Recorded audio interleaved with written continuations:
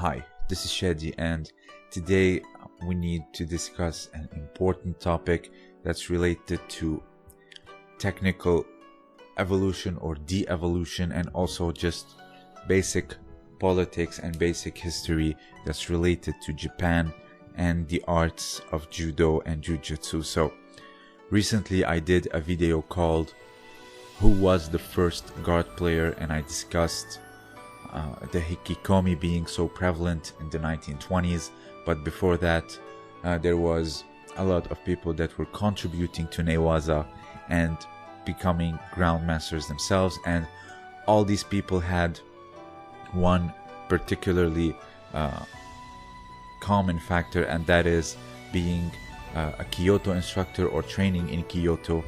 And I asked a question: are you starting to pick up a trend that everyone goes to Kyoto suddenly becomes a groundmaster? And based from what I've been seeing and reading even further, I realized that that is factually correct, and it's not just a speculation. So Hajime Isogai moved to Kyoto, became head instructor, but before that he had this trilogy in the Butoku Kai with Matayemon Tanabe that goes, in my opinion, in the legends, a trilogy that was determined by who was the better groundmaster, and eventually Isogai got the better of it.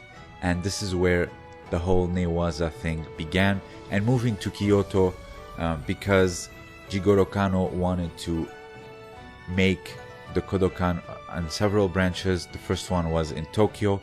The second, he wanted it to be in Kyoto, the second biggest city in Japan, and so he sent out Hajime Isogai to be an instructor there. So in Kyoto, and in those days, first of all, he's far away from Jigoro Kano. Jigoro Kano cannot easily come and go like today. There's no communication like today with emails and texts and phones, etc. So in a sense, Isogai and all these others and other instructors like Kanemitsu, Oda, etc., they were somewhat free to play with the curriculum as they pleased, and so they favored the ground aspect, and they honed it and pushed it to beyond the limits that what was happening in Tokyo, because those that were coming from Tokyo, especially those that went up against Tanabe, lost terribly on the ground. The one staple example is Yuji Hiruka, who got his leg broken. So here you can see that there was a certain split between Kyoto and Tokyo when it comes to the judo curriculum. One were very mostly doing tachiwaza and standing grappling, while the others were very much interested in the ground aspect, and they left out great books and examples of what they were doing. Until this day, we are lucky to have this footage. We see how revolutionary they were even back then. So a lot of the people, and one of the main discussions I have here is that, you know, this is old, this is 80 years old, 100 years old, just BJJ made everything better, etc. Okay, in the no-gi, the leg lock game, yes, BJJ clearly surpassed and clearly created this deviation from what is judo, but everything that is classical, guards, variations of the guards, the sweeps, etc., we all had that, but something happened that created that decline in Ne Waza in judo today, and created that question: oh, if Ne Waza is so good, then where are all these good masters today? Why you only show people that are, you know, were here 100 years ago and or more? I think there is one particular event that changed all that and made judo go into that direction that it is far more throwing than Ne Waza. And there is something to understand. Before I discuss all this, we're going to discuss politics, just general politics and general history, and see how it affects martial arts, because I've stated this before, martial arts are not a thing of its own. They're related to everything that's happening socioeconomics, politics, geopolitics. Everything is related to martial arts, and it is not its separate entity. So we say Kyoto, we say the ground, and we say Tokyo, we say Tachiwaza. Okay, but in Kyoto there is something that happened. First of all, you had the establishment of the Dai Nippon Butoku Kai. Now, the Dai Nippon Butoku Kai is a martial arts organization that was established in 1895, and during that period the restoration was in its all-time high, and the progressives were looking at certain practices like sumo, jujutsu, etc. as backwards and savage and outdated, and they wanted to move forward. They wanted to stay on par with the West and compete with the West. However, the Emperor Meiji and several others created these organizations and tournaments in order to preserve something of nationalist pride and cultural pride, and the Dai Nippon Butoku Kai was one of these organizations that was public, and it was governed by the government, the Meiji cabinet. It had martial arts disciplines. Judo was one of them. It had jujutsu, it had sumo, etc. So the Butoku Kai is where Tanabe did his amazing demonstrations showing how effective the ground game is and how weak the judokas were on the ground compared to him. And this is where the whole thing with the ground started, with Isogai in the 1899 and forward. So this is why you have the split of Kyoto and Tokyo of the ground and the standing. So this particular organization, the Dai Nippon Butoku Kai, was heavily associated with the imperial regime and with the government that later on committed tons of war crimes and atrocities, especially to neighboring countries like China, the Koreans, etc.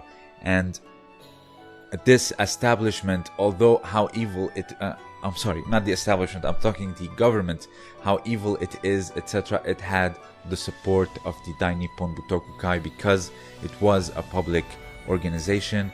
And with the fall of the imperial Japan in the World War II, a lot of the people wanted to move on from this, and it was dissolved in 1946. So we need to understand general politics in order to understand what happened with these organizations and how they indirectly affected judo. So you had people in Kyoto teaching, very well invested on the ground, away from Kano, who favored more the standing, and he was heavily against leg locks.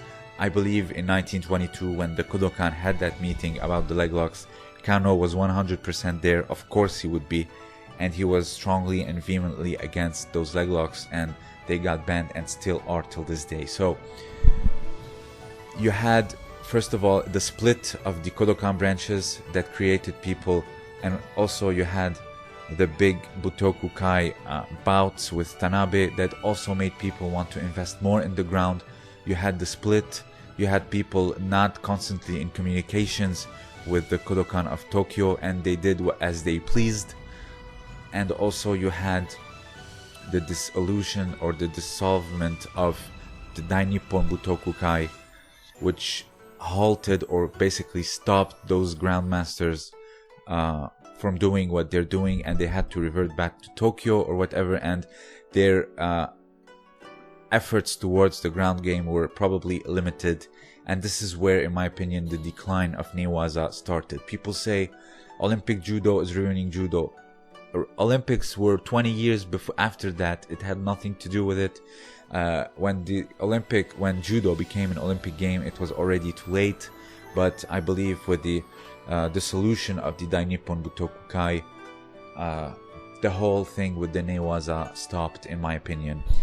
Recently, a Japanese, left a comment saying that it was in Japanese, saying judo pre-World War liked Ne Waza, but after World War II it became incredibly biased towards standing, and this is why one of the reasons is the Dai Nippon Butoku Kai, its rise in the late 1800s, which is correlated with the rise of Ne Waza, and its fall after World War II, which is also correlated with the fall of Ne Waza. So you had, like I said, the split of Tokyo, Kyoto, and also the rise and fall of the Dai Nippon Butoku Kai, according to the general politics and what was happening during that time with the imperial regime, etc.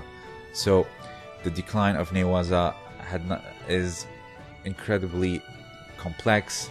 It's not that, you know, people took it and from other parts of the world and made it a lot better, or if the Ne Waza is so good, then why there are no masters today? These are not the questions we should be asking. We should ask what happened that Ne Waza suddenly stopped. It's not the Olympics. The Olympics came in 1964.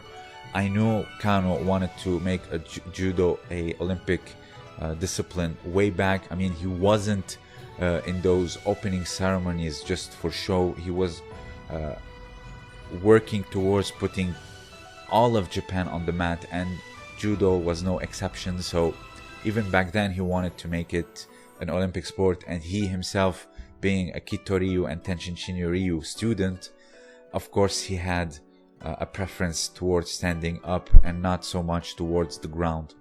And also, like I said, with Kyoto being gone, Tokyo took its dominance again, and the standing aspect became far more prevalent rather than the Ne Waza. So I hope you enjoyed this little dissertation, I would call it, and discussion. If you have anything else to add, maybe another factor, etc., please let me know down below. This was Shadi, and thank you for listening.